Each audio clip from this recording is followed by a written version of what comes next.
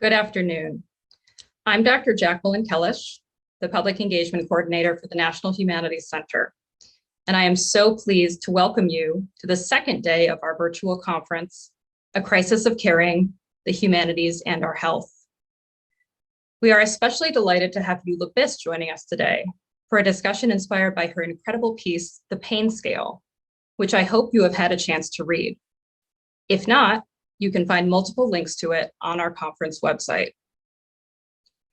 Before I introduce our guest, I would like to note the format for our session today. We will begin with some remarks from Eula Biss. As she speaks, you can submit your comments and questions via the YouTube chat function. Eula will respond to some of these questions in this large group setting. Then, around approximately 3:45, we will ask everyone to move from YouTube to Zoom via the link you were sent in your conference registration email. There, you'll have the opportunity to engage in small group discussions with NHC staff and with Eula herself. This is a wonderful opportunity to share your thoughts, pose additional questions, and connect directly with other conference attendees who come from a wide range of disciplines, professions, and locations around the world. We encourage you to join that Zoom room for the second part of our discussion now. You will be held in the waiting room until we are ready to switch over to that platform, and it will not disrupt your viewing experience on YouTube. We will post reminders in the YouTube chat to make this transition from YouTube to Zoom as seamless as possible. But if you have issues, or you did not register in advance and would like to be sent the Zoom link, please send a quick email to conferencehelp@nationalhumanities.org. We will make sure to post that email address in the YouTube chat for your reference. It's now my extreme pleasure to introduce Eula Biss. Eula is the author of 4 books: The Balloonists, Notes from No Man's Land, On Immunity, an Inoculation, and Having and Being Had, in addition to numerous poems and essays that have appeared in The Guardian, The Paris Review, Freeman's, The Believer, and The New Yorker. Her book, Notes from No Man's Land, was awarded the Grey Wolf Press Nonfiction Prize and the National Book Critics Circle Award for Criticism in 2009, while On Immunity was named one of the 10 best books of 2014 by the New York Times Book Review. In 2010, Eula was honored as the recipient of a Carl Sandburg Literary Award alongside Toni Morrison. Her many other accolades include a Guggenheim Fellowship and a National Endowment for the Arts Literature Fellowship, and her writing has been translated into more than 10 languages. Eula holds an undergraduate degree in nonfiction writing from Hampshire College and an MFA from the University of Iowa. She taught at Northwestern University for 15 years and, I think it's safe to say, has been a beacon of the Chicago literary scene and beyond, illuminating her subjects with precision, lyricism, and directness, unafraid to spotlight difficult truths, complex historical legacies, and especially her own experiences of being in the world. A recent article in the Chicago Tribune asked rhetorically, who else in the Chicago area, sentence for sentence, thought for thought, writes with more confidence, accessibility, and provocation than Eula Biss? I am particularly grateful to be here today with Eula and with all of you because Eula's work has shaped my own past.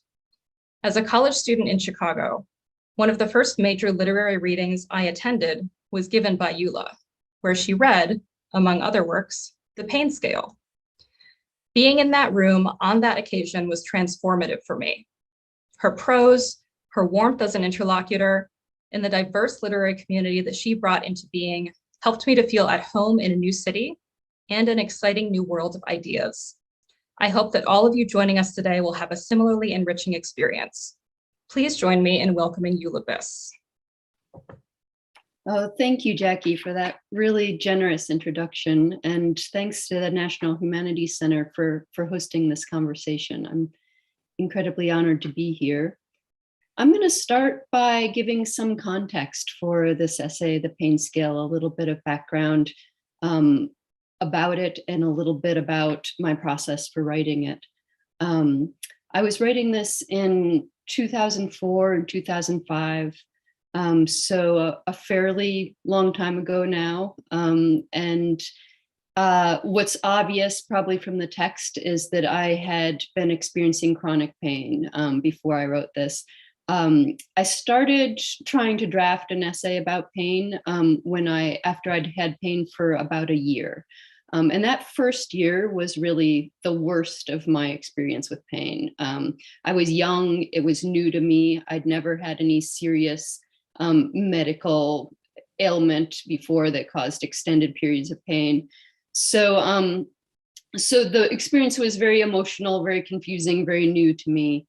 And I'd known for quite some time that I wanted to write something out of this experience, that I wanted to try to make sense of it in some way on paper, or at least explore some of the many confusions and frustrations that were raised for me by the experience of chronic pain.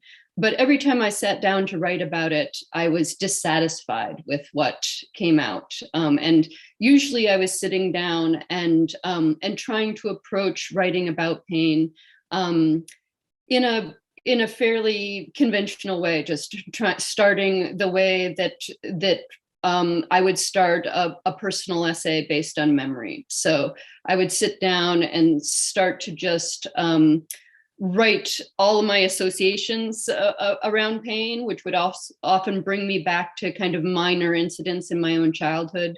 My father's a physician, so he started showing up on the page to some degree, but I never made it more than about 1 to 2 pages through a draft before I became frustrated with the draft. I felt like it wasn't capturing what was most vexing about my experience. It wasn't getting at what felt to me like the problems of what I'd experienced, but I didn't know how to articulate those problems. So I didn't know yet what I wanted to say. So the process of drafting was me really meandering around trying to look for what it was that I was trying to put into words. And during this time when I was drafting and drafting again, trying the first page of this essay over and over again, I had an appointment at the medical center in Iowa City, and I was sitting staring at the pain scale on the wall, waiting for the physician to come in. And I had an epiphanous moment, which almost never happens to me as a writer. So I don't want to misrepresent my process for other writers out there. It's a very rare occasion that I have an epiphany. Usually every single insight, everything that happens in a piece of writing is hard won over really long drafting period of very slow accruals of understanding. So it's rare that anything comes to me in a flash, but staring at this pain scale on the wall for a fairly long time, it came to me that I could write a page for each number on the pain scale, and that I could actually use the pain scale itself to help me organize this essay that I was struggling so much to write. And I did need a structure. I knew that much. I knew that writing kind of formlessly into this experience wasn't really taking me anywhere on the page. So, and that really did break the work open for me. Once I started writing into that structure, very quickly I understood that, oh, this is the aspect of pain that I've been wanting to talk about or look at, the difficulty of quantifying it. And the difficulty of quantifying pain for me was also the difficulty of communicating it, communicating the severity of the experience. If you can't tell someone how much pain you're in, you can't really communicate how much you're struggling, or how deep the suffering is, or how much of a problem it is in your daily life. So the epiphany was not just a formal epiphany. It was an epiphany about what I really wanted to discuss, what question I wanted to explore. And it was the pain scale that showed to me that the problem I wanted to spend time with was a problem of quantification. And so once I started writing into that scale, I was also invited to interact with a lot of research materials that I wouldn't have otherwise gone to for this subject. Initially, one of the surprises was was going to other scales, other forms of measurement. So that's not something that would have occurred to me if I hadn't already been interacting with the pain scale.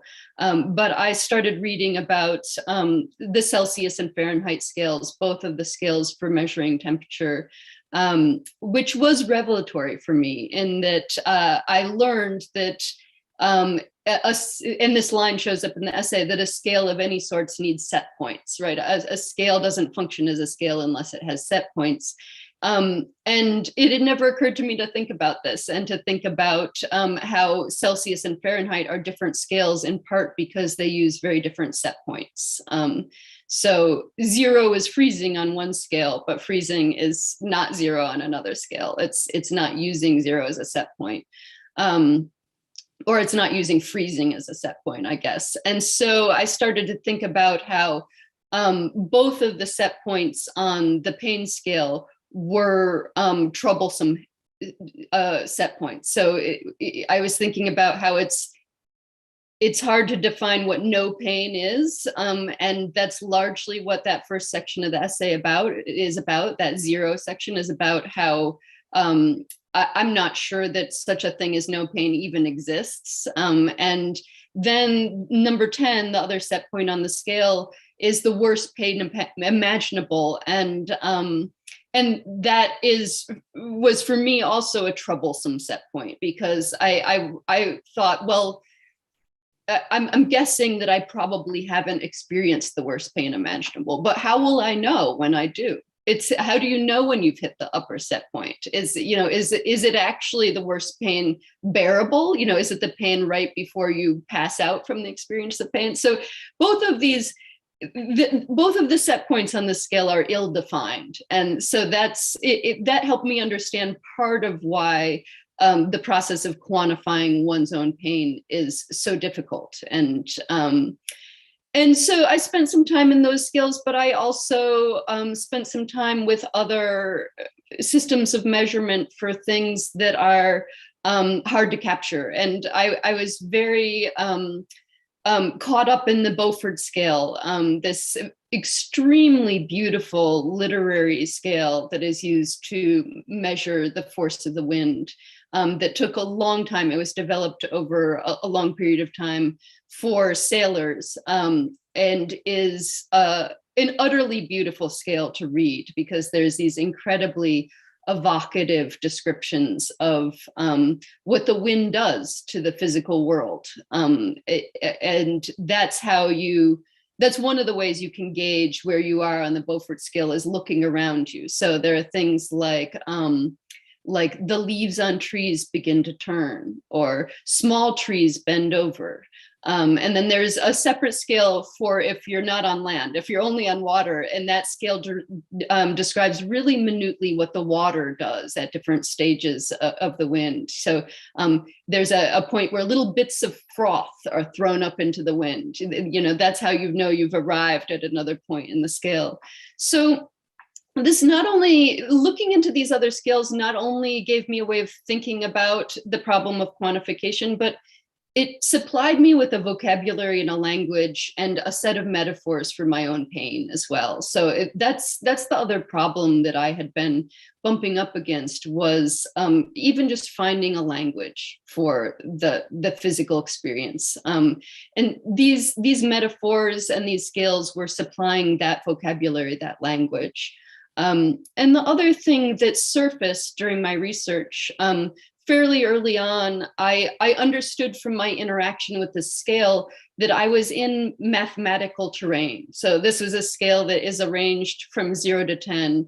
And I felt a bit nervous about that. It had been a long time since I'd had a kind of substantial engagement with math, but I knew 2 mathematicians. And so one of the first things I did as research was take each of these mathematicians out for coffee separately and ask them fairly open-ended questions. One of my opening questions was, what's controversial in math? I was just fishing for something interesting, and this was making these mathematicians laugh, but they produced material that was very useful to me. So one of them said, well, zero has been controversial for a very long time. It's one of the earliest controversies in math.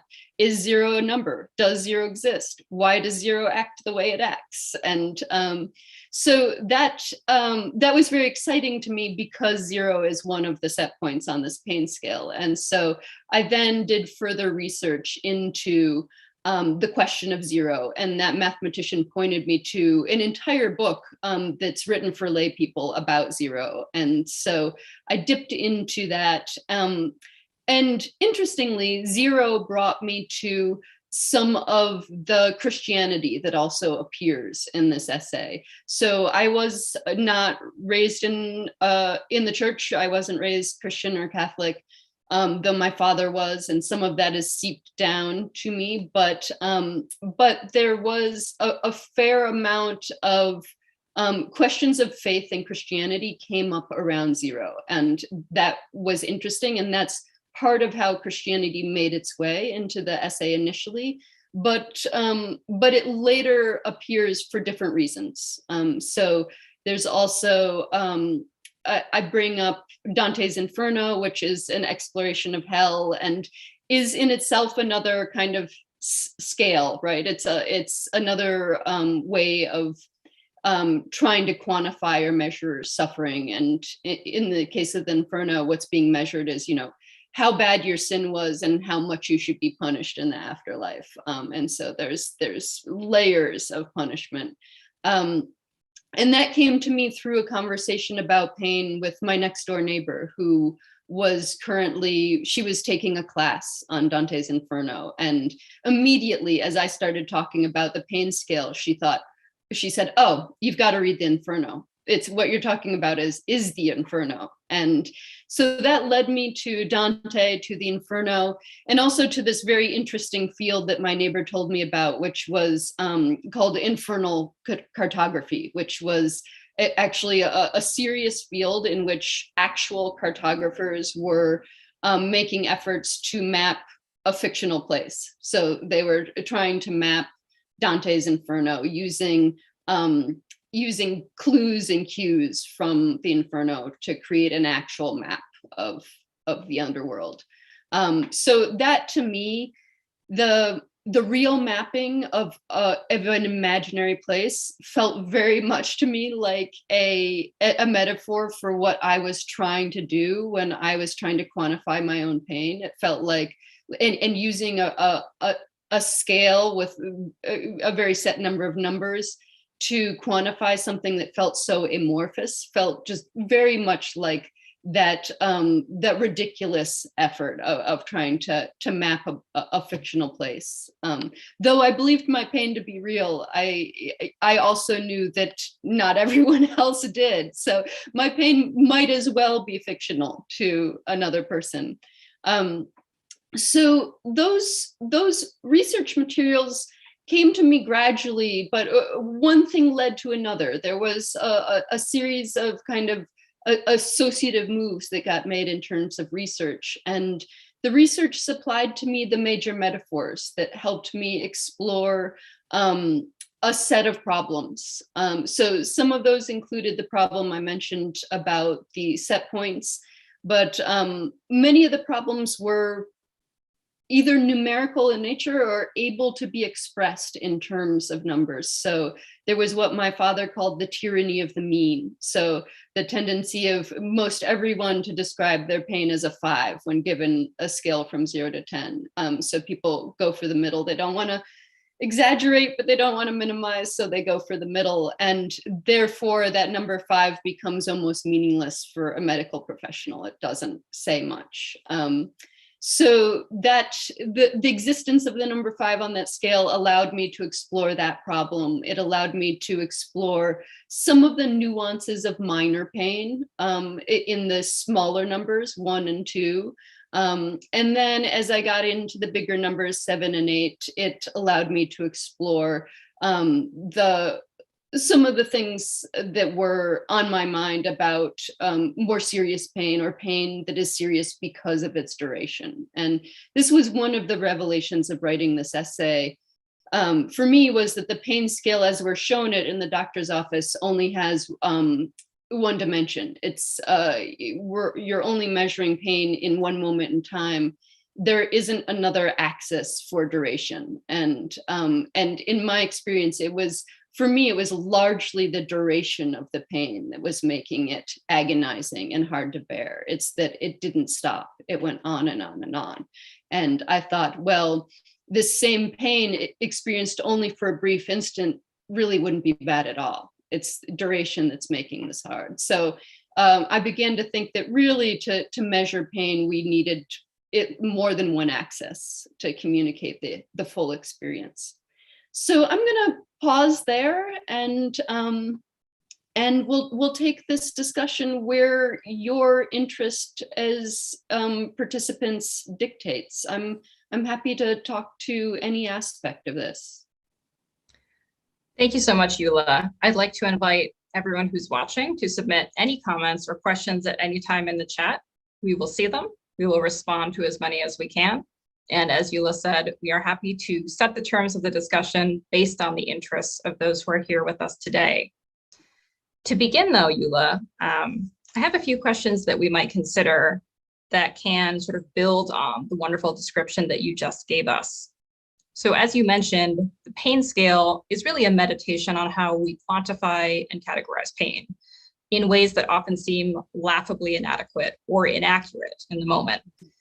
But I thought we could also consider another related question, very basic question to begin, which is why we might be driven by such an impulse to do so as a collective society, and specifically in the medical profession.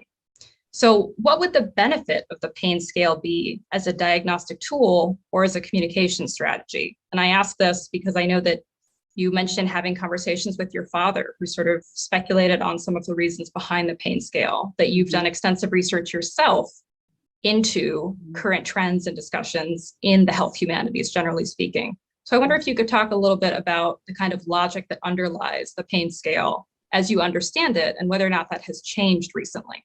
Yeah, that's a really interesting question. And I think it gets at the fact that the pain scale is not necessarily for patients. I was struggling with the isolation of pain and the difficulty of communicating my experience. That's not really what the pain scale is for. It's not meant to be a tool, an expressive tool for a patient.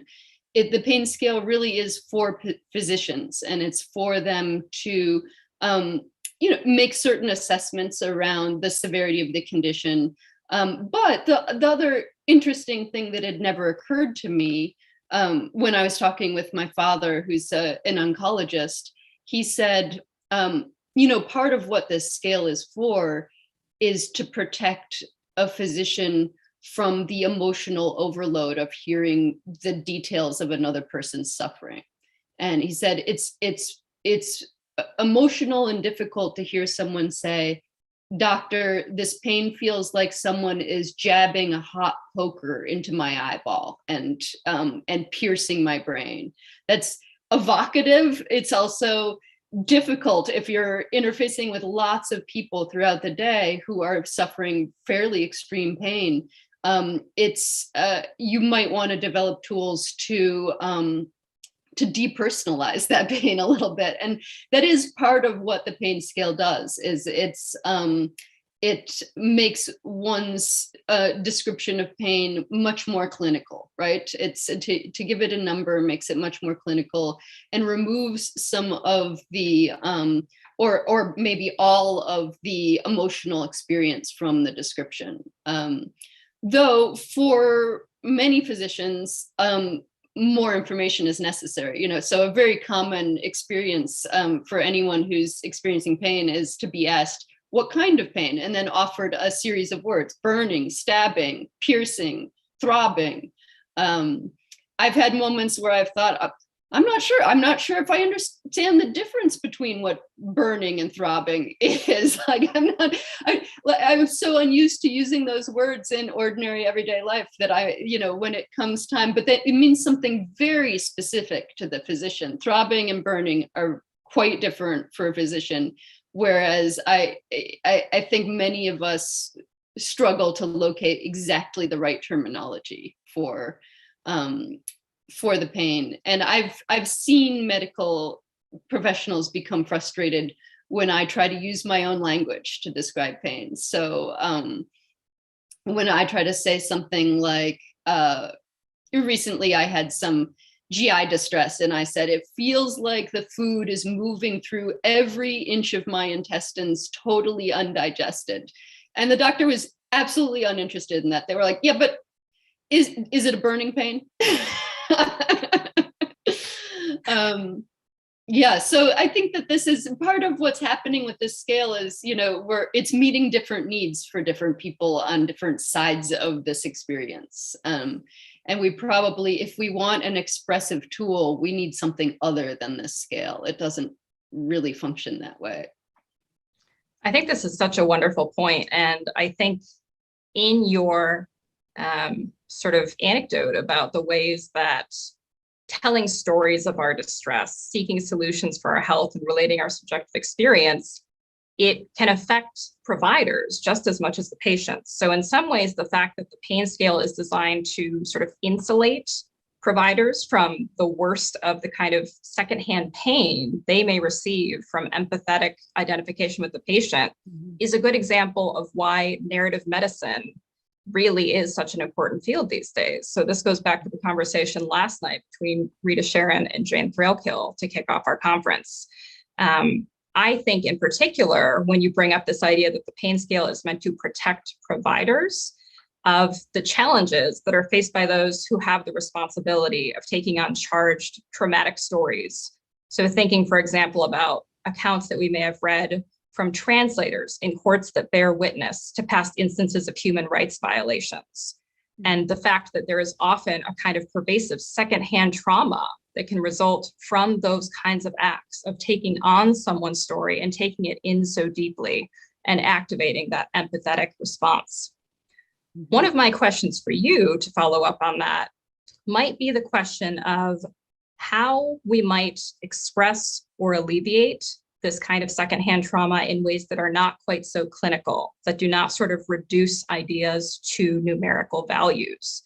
And one thing that really struck me in reading your piece, and as you talked about it, is that you mentioned your research led you to metaphors that helped you to express what you were feeling. Many of those metaphors are very literary in nature.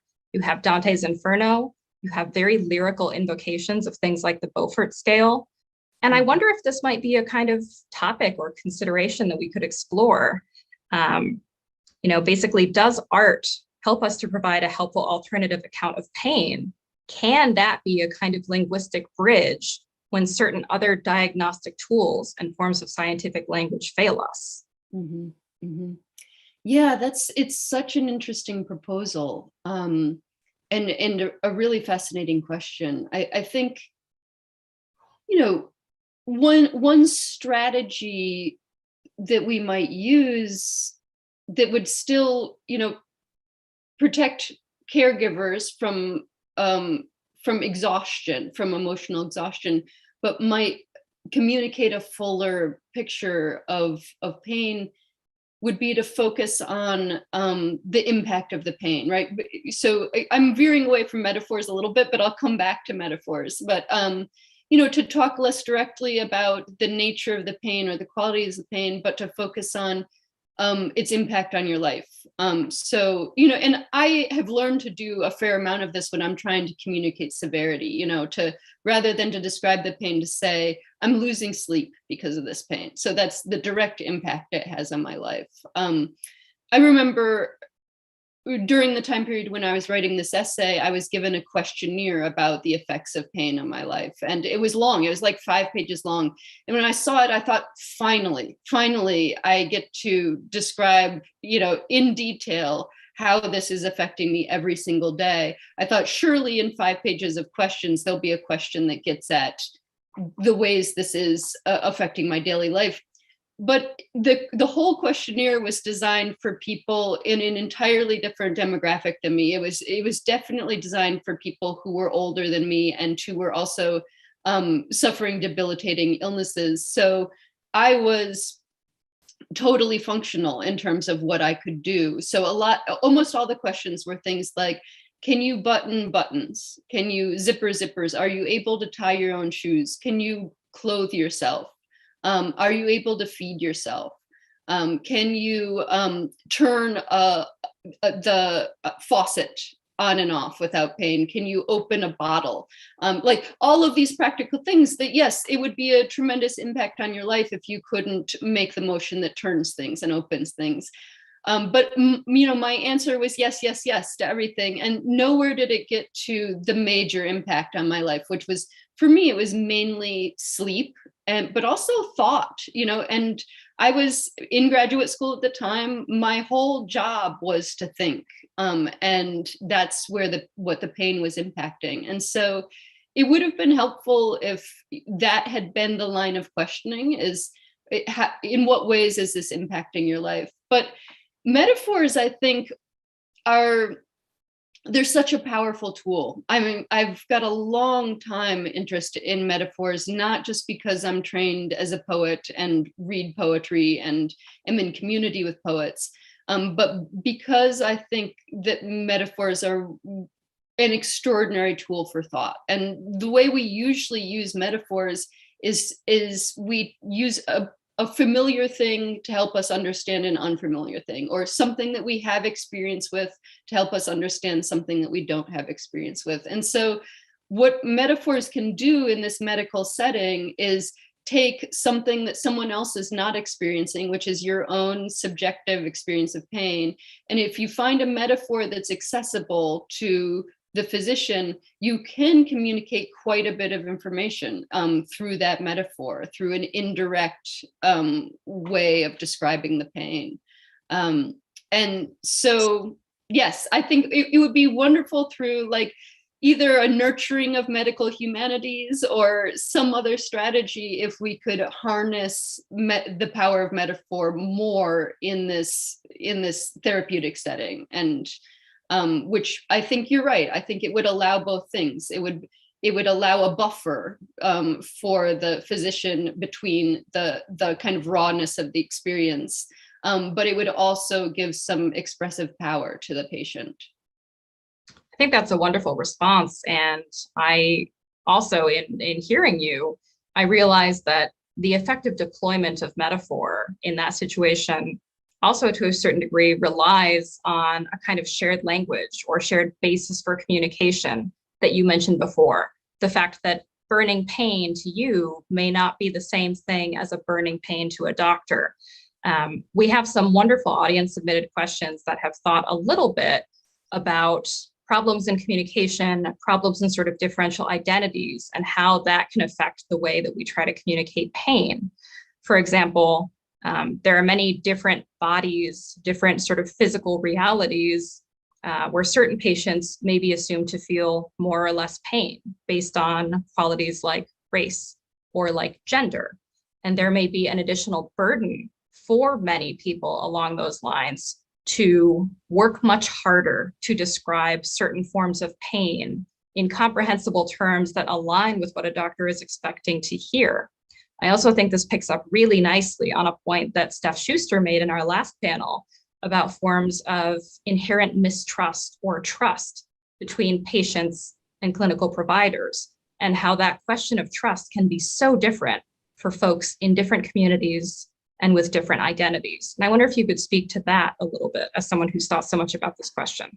Yeah. It's a really important area for us to explore and be aware of. It comes up a little bit in my essay around gender, but I wasn't even aware, I think, until after I wrote this essay and had a child, that until fairly recently, it was believed that babies couldn't feel pain. It's so, and that's just one group of people who was thought to be incapable of pain. But then there's this a racist history of assumptions about various racial groups either being insensitive to pain or not experiencing pain the way that white people experience pain. And that has lasting ramifications for healthcare in this country. And then there's also some other aspect of that, which is kind of cultural norms around talking about pain or expressing pain. And some of that might be cultural and some of it might be quite individual as well. You know, I realized well into this experience with chronic pain that having been raised by a physician who encouraged me throughout my childhood never to make a big deal out of my minor scrapes and bruises. You know, this physician was an oncologist. So, you know, even something like a broken wrist is not a big deal to an oncologist. It's you'll live, you'll recover. This is less cultural than it is specific to family environment. I became accustomed to minimizing my own pain. And that became a problem for me in getting treatment for it, because I routinely rated my own pain as a 3 on the pain scale. And finally, I complained about the lack of treatment to my father. And he said, 3 is take an aspirin. 3 is not. That's what 3 means to a doctor. So he's like, get up to a 7 and you'll get somebody's attention, but 3 isn't. But this happens to a lot of groups of people for different reasons, some of them cultural. So people who receive cultural training not to emphasize pain or even ever talk about pain can be suffering extreme pain and have a lot of difficulty communicating that to a physician. But then you've got the prejudices of the physician as well, who might assume that even someone who's saying they're in great pain is not experiencing the pain that they're saying they're experiencing. So yeah, it's like a microcosm of all of our problems of communication. I feel like it's like a lens where we could see like all the ways we can miss each other and misunderstand each other are kind of captured in this one interaction about trying to communicate your level of pain to somebody else. Absolutely. I think that is really true. And it's one of the reasons why this particular discussion and why the piece itself, the pain scale, I think resonates with so many folks, because it is so much about a common experience with medical care and medical practice, but it also speaks to wider issues and trends within our society. So it's very powerful in that regard. We have lots of folks who are asking wonderful questions in the chat, and I'm going to highlight another one here. There's a question as to whether or not you felt any kind of relief from writing the piece, and what kinds of relief, emotional, physical, etc., you may have felt at that point. And I'll just add on to that it seems to me when you were talking in our opening session about the difficulty of trying to find a form for this piece and the uncertainty you felt in that process, that it mirrored what felt like frustration in your piece with not having a diagnosis, with being kept in that kind of uncertainty about your physical state of being as well. So perhaps you could talk a little bit about those interrelated ideas. Yeah, the problem of articulating what I was going through was actually the subject of the essay, but I couldn't find that because I was having trouble articulating. So I was kind of caught in a loop of frustrated articulation in the initial stages of writing this. And I did find relief from writing it to some degree. A huge part of what I experienced with chronic pain, especially at the age where I was experiencing it, I was in my mid-20s, and I did not appear to be ill. So it's to any outside observer, I seemed perfectly healthy and young. And I think that compounded my feelings of isolation that I had. And isolation is something that when you read narratives of people with chronic pain is a word that shows up again and again and again. And people who are in pain feel isolated. And I think feel isolated in part because of the difficulty of bringing anyone else into the experience or communicating the experience to anyone else. So I did feel very alone with my experience. Even though I had people around me who cared, they were still people who could not feel what I felt and did not know what I felt. And I think that is the primary source of isolation for a lot of people with chronic pain. So writing this and communicating something of the experience was a relief. It did make me feel less isolated. It made the problem feel less hidden and secret. It was, especially after this piece got published, I felt like somehow making the problem public was an emotional release or relief in itself. And then there was probably more than any other work I've written, I got a flood of responses from people who were suffering chronic pain and who wrote to me and sometimes told me about aspects of their experience, but very often said, "This is how I feel. This is, you've captured this problem that is my problem." And so that also undid the sense of isolation, because there was a sense of having reached other people who had a common experience. So yeah, that was, it was a relief. And I think that there were also things that if we're not even thinking about the public expression part, there were things that I came to understand about the nature of my experience through doing this writing. And so even if no one had ever read it, even if I'd never published it, I did reach some insights and come to some clarity that was useful to me. And I, thinking back now, this chronic pain is now something that I've had for many years. I still have the pain that I was writing about at that time, but it's never been as bad as it was in that first year. And I think largely because of the emotional component of it was different when the pain was new. It scared me. I thought something might be terribly wrong. I thought I might be dying or something like that.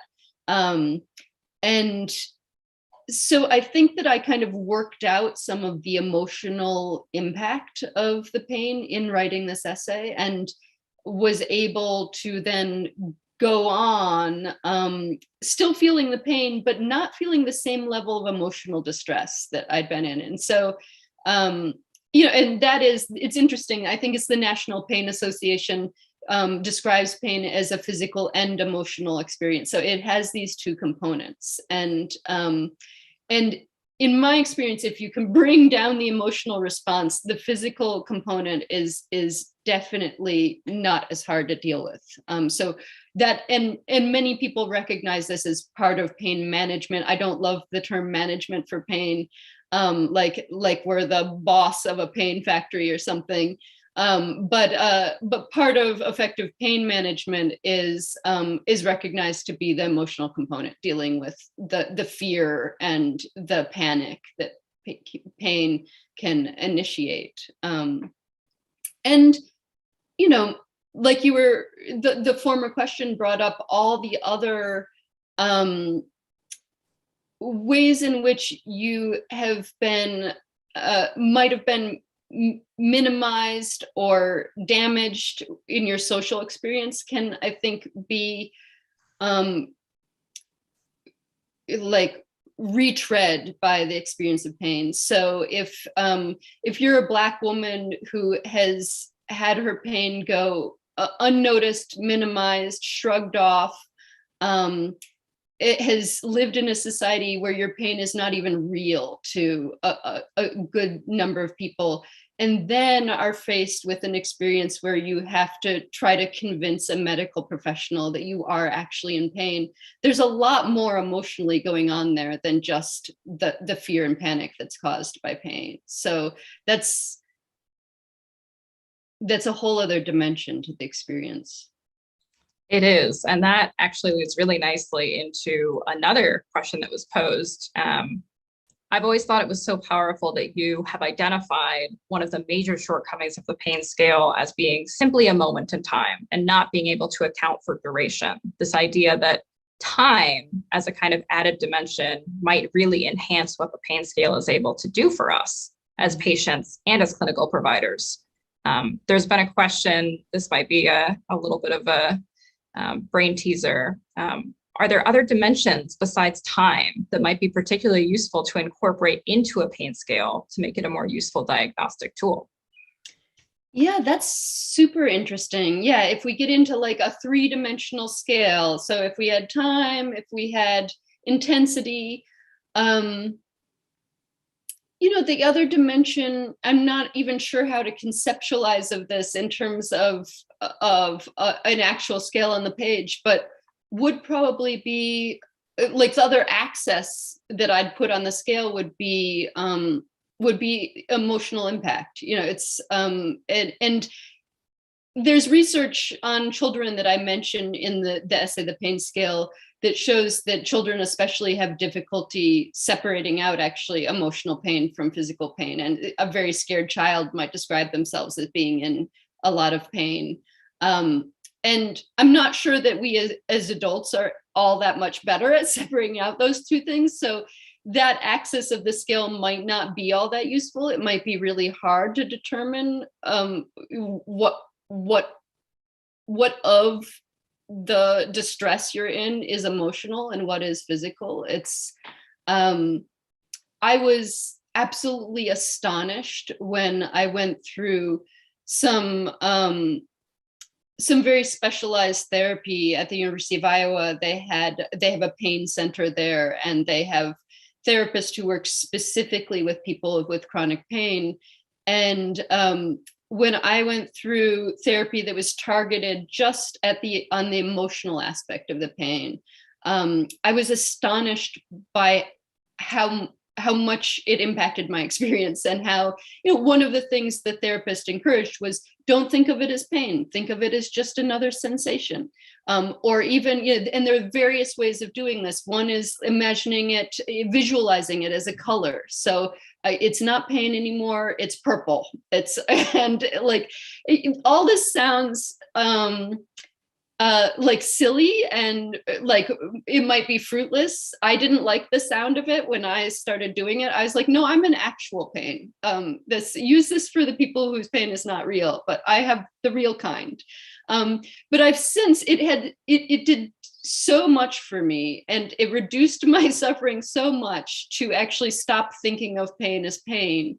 That I've since, when I run into other people with chronic pain, said, I think maybe you should try this approach. It could be really useful. It was useful for me. And I get the same response from them. They're like, no, your pain must not have been as serious as mine, because I have the kind of pain that would never be affected by that. But that is, I think, I think that's a long way of saying that I think it can be very hard to even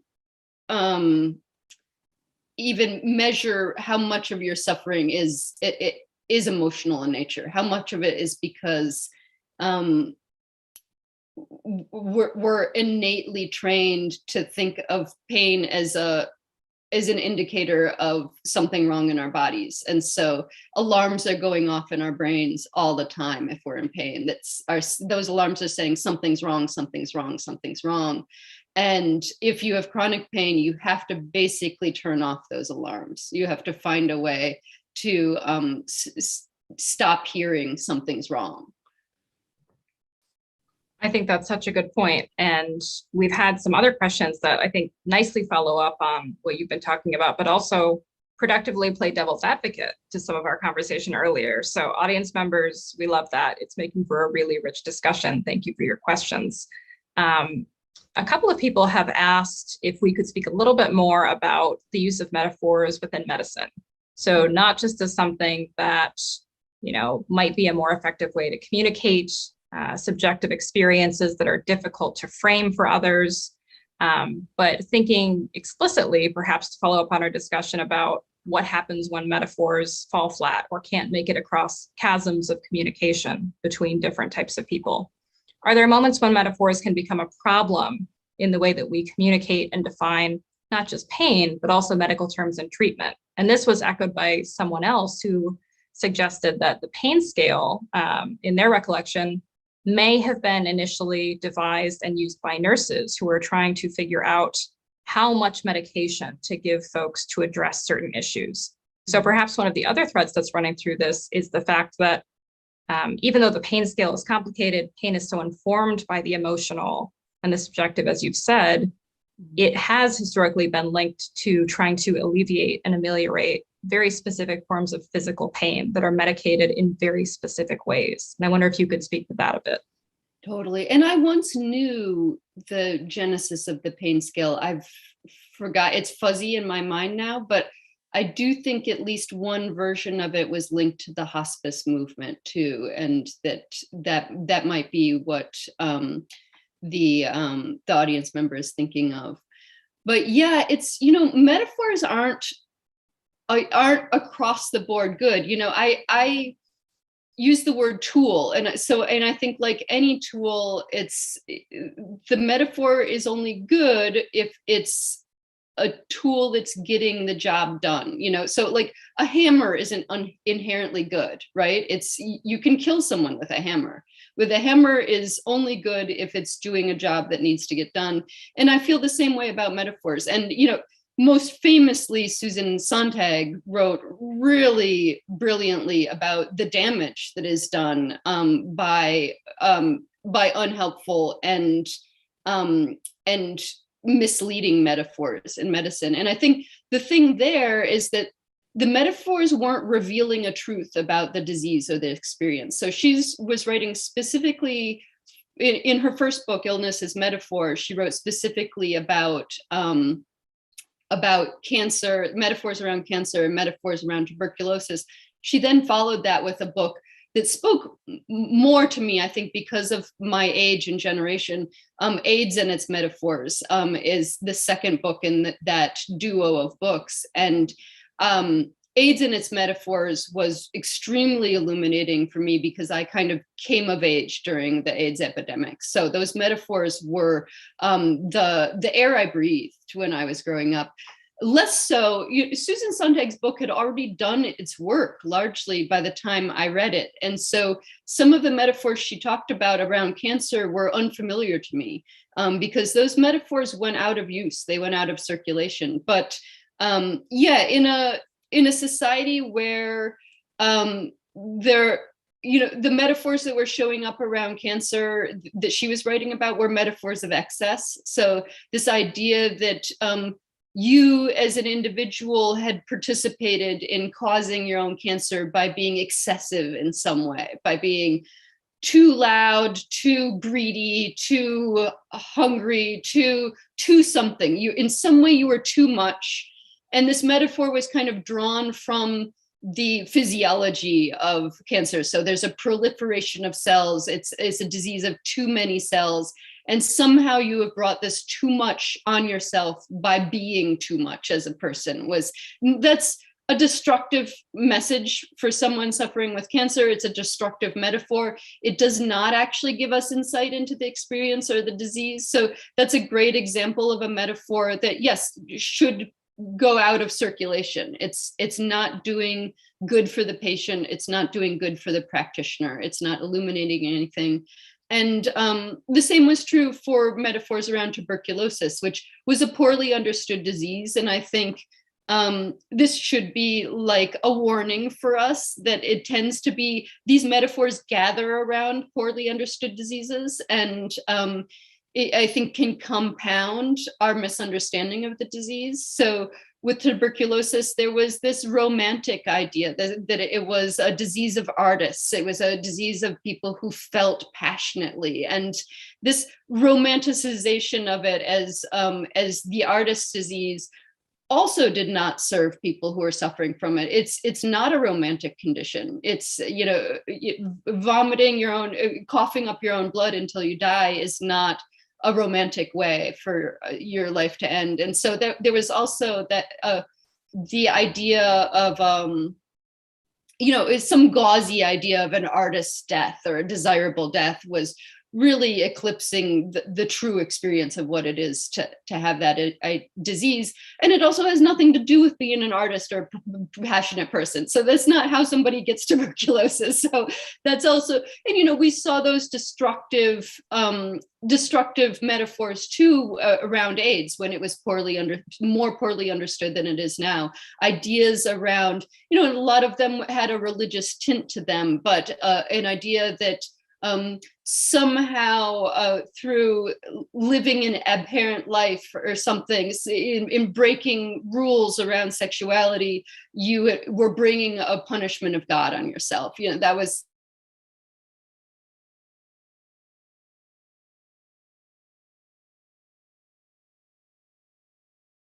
this tremendous emphasis on the idea that, like, through clean living, you could keep yourself free of AIDS. Through healthy lifestyle was the euphemism that was used at that time, which implies that there are lifestyles that are unhealthy, and the unspoken implication behind that was that to be queer, to be gay or lesbian was inherently unhealthy. So all of these are happening kind of in the realm of metaphor. All of this messaging, it's indirect. So I guess this is my way of taking up that concern and that question, is to say, yes, where metaphor, just as much as metaphor can be an illuminating tool, it can really show us the nature of a problem or a subject. It can reveal something to us in new terms. It can obscure just as well. Bad metaphors do damage, just as good metaphors can aid thought. Bad metaphors damage our thinking on a subject. And really the only way to test a metaphor is to know about the thing that you're applying it to. So if you don't understand that thing, you don't know whether the metaphor is a good metaphor or not. And I think that's part of why we see the worst of these metaphors around diseases that we don't yet understand. That's such a good point. That was a long answer. No, it's a wonderful answer. And those were phenomenal examples that I think were diverse and drawn from so many different areas that are going to be meaningful for so many folks. We will shortly transition over to Zoom, but we'll ask one final question before we do. So this is basically a question about the sort of assumed distinction or binary between subjective and objective forms of knowledge, or quantitative knowledge and qualitative knowledge in medical care, as Jeremy Green has posted in the chat. I think that the pain scale is so interesting because it takes something that really we would assume is in the realm of the quantitative, is in the realm of objective knowledge, and it pulls it apart. It sort of uses the subjective to expose the ways that it was never truly objective in the first place. And I think that's one of the reasons why this piece is meaningful for so many contexts beyond healthcare and medicine. So I'm wondering, if you could maybe tell us a little bit about the way that you think about this kind of generally sort of held distinction between forms of objective and subjective knowledge. Is that ever useful for you as a writer? I mean, in terms of dismantling or perhaps using it in certain contexts, or is it simply an illusion? Yeah, this is a really interesting question. And I already sense this in the way the question is asked, but I'll just say it more explicitly, that I'm not convinced that there actually is such a division between what is subjective and objective, and that we can separate those things out, and that I'm not even sure, and this is partly because of the tradition of writing that I practice and that I'm trained in. I'm not even totally sure that there exists such thing as objectivity. I think there's a whole body of thought around that, right? And there's philosophical debate. But for practical purposes, we know what that word means for practical purposes. But even in really practical terms, everyday terms, for instance, I was thinking today as I reread the essay, The Pain Scale, I was thinking about scales for temperature and how they are both objective and subjective. So we can say it is 75 degrees, right? And we know that the Fahrenheit scale is showing that. So there's some supposedly objective measure, but 75 degrees might be warm to me and cold to you. So it's, it doesn't actually, it's not actually communicating whether, the room is comfortable for everyone, or it doesn't tell us whether, we don't know whether it's hot or cold just by knowing that it's 75 degrees. And if, and then there's all these other factors, like, are you wet? Is there wind? Do you have clothes on or not? So all these other factors come in that, complicate that base measurement. So yeah, I'm not, I think we are often in many fields struggling to try to get something that feels, some form of quantification that feels objective, and constantly running up against the complications and the problems and the barriers to that effort. And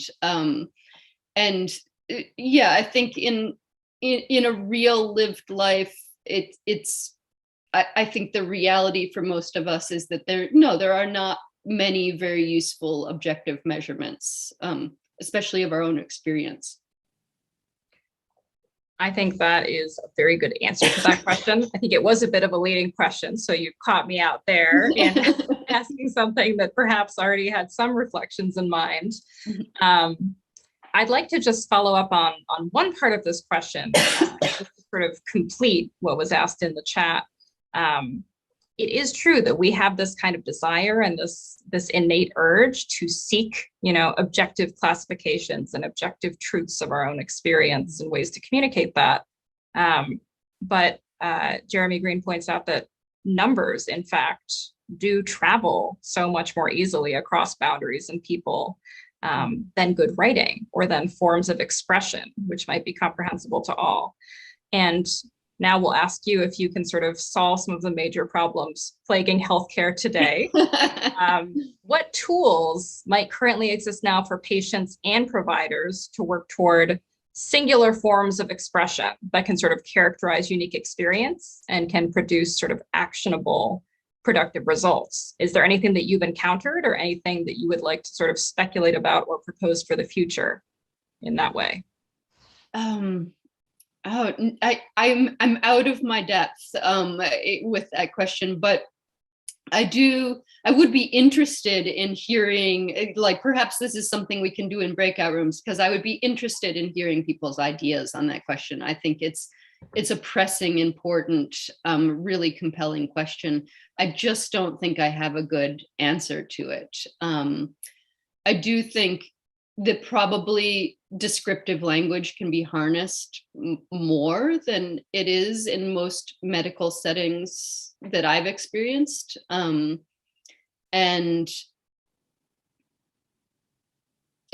Metaphor came up as being both a powerful tool and quite dangerous, but perhaps metaphor could be employed in certain ways in a medical setting to enhance communication.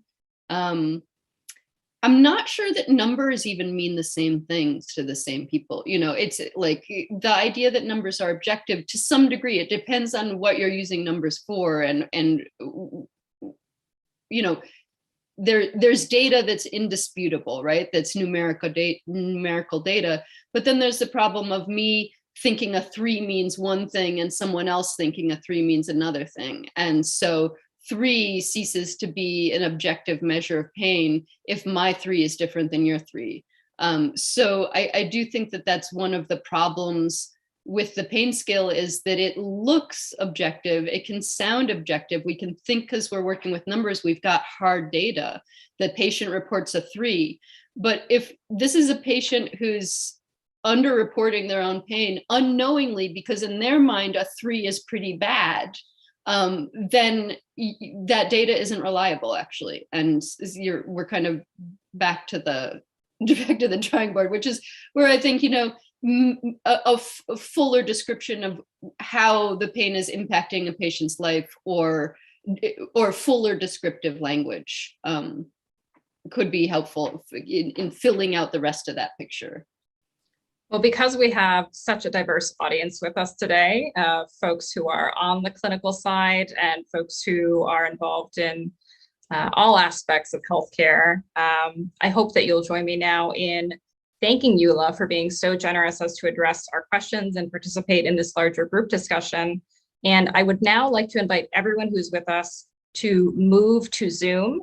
Again, you can find the link for this Zoom room in your conference registration email. So we invite you now to move to Zoom. You will be in a waiting room and will be let in shortly, where we will continue our discussion in breakout rooms. If you have any issues, please feel free to email conferencehelp@nationalhumanitiescenter.org. Thank you, and we will see you soon.